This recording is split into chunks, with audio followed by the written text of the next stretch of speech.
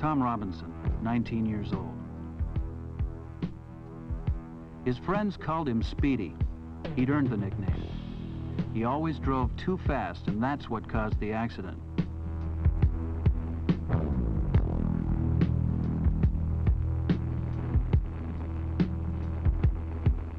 But what were the reasons for Tom's persistent speeding?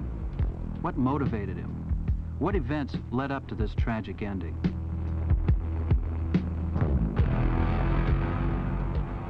I'm a traffic investigator, and it's my job to uncover the answers to these questions. Besides, I knew him personally, and I liked him. I called on his father first. Mr. Robinson was very cooperative and gave me a frank account of his son's driving history. Before Tom got his own car, Mr. Robinson told me, father and son had frequent arguments about who was going to use the family car.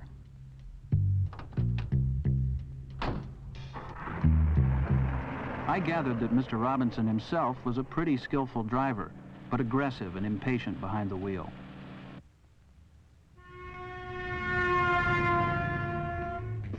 Probably he kept his good driving record only through luck and the courtesy of other more sensible drivers.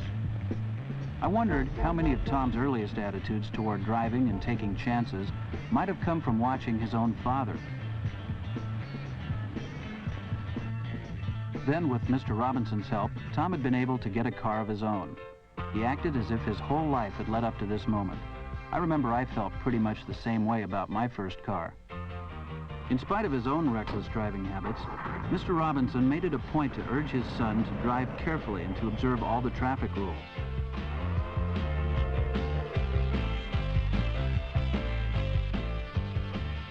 First thing, Tom took the shortcut over the hills to his girlfriend's house to show her the new car. He and his father had already worked out a plan for Tom to repay the loan. Mr. Robinson told me, proudly, that his son had faithfully kept their agreement right up to the time of the accident. Tom appeared in traffic court once on a speeding ticket. He admitted he'd been speeding and was perfectly willing to pay the fine. But his father was outraged that the police wasted their time hauling in good, clean-cut kids for driving a little fast, while the city was overrun with real criminals. I'd heard that idea many times. How much did it contribute to Tom's own attitude toward speeding? Tom's younger brother, Kenny, still very proud of him, said to me, "Tom was the best driver in the world. He could have been a race driver."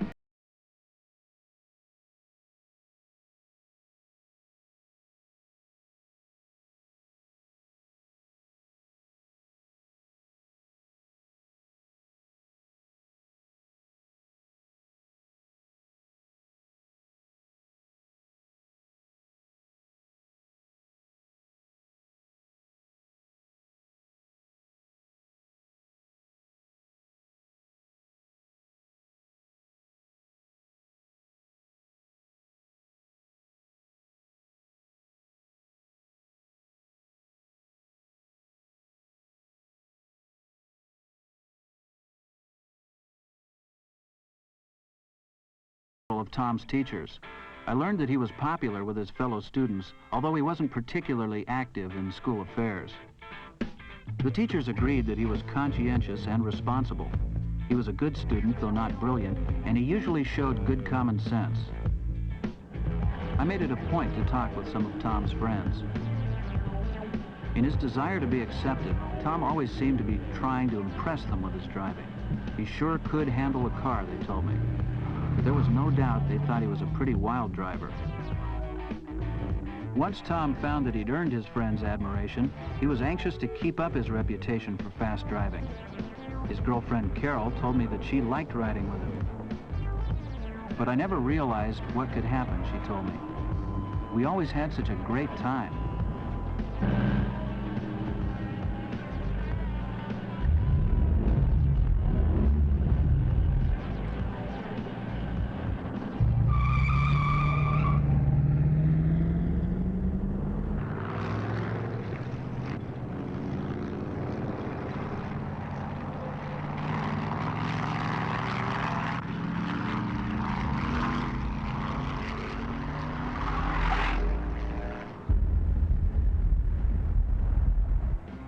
Carol told me that one of Tom's best friends had been badly hurt in an automobile accident and might be permanently crippled.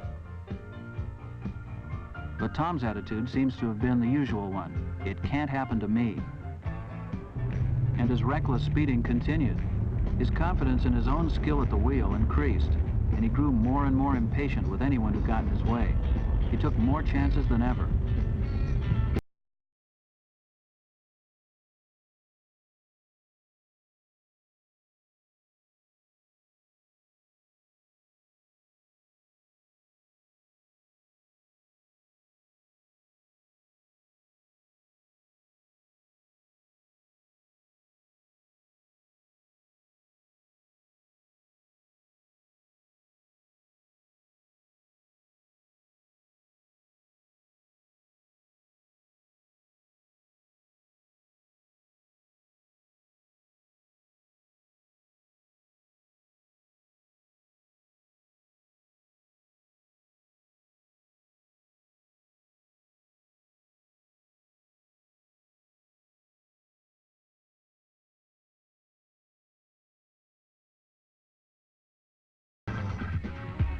My own association with Tom came about through the Athletic League baseball team, where I was coach.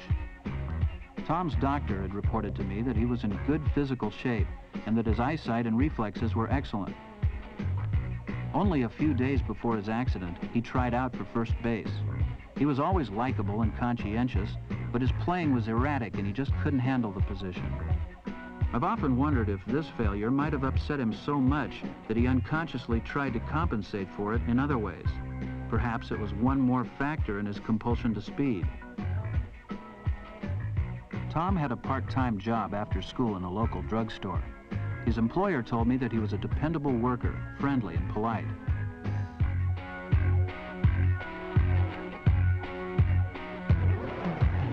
The pharmacist also told me that the day before the accident, Tom had asked for a raise.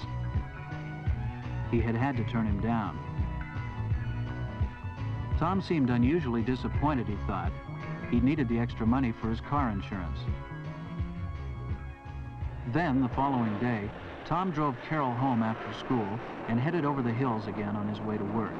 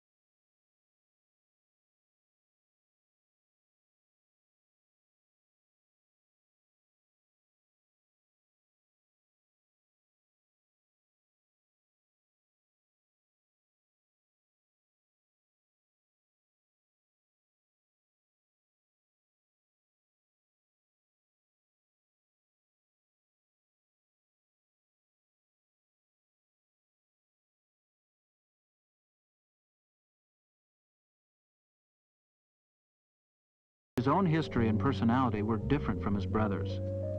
How good a driver would he turn out to be? I felt that Tom's speeding was an emotional outlet. He was probably compensating for feelings of insecurity and inferiority. Speeding was a kind of thrill-seeking for him, a childish defiance of authority, and a misdirected attempt to show superiority. These were surely some of the reasons for Tom's compulsion to speed. There may have been others. If there were, he took them with him.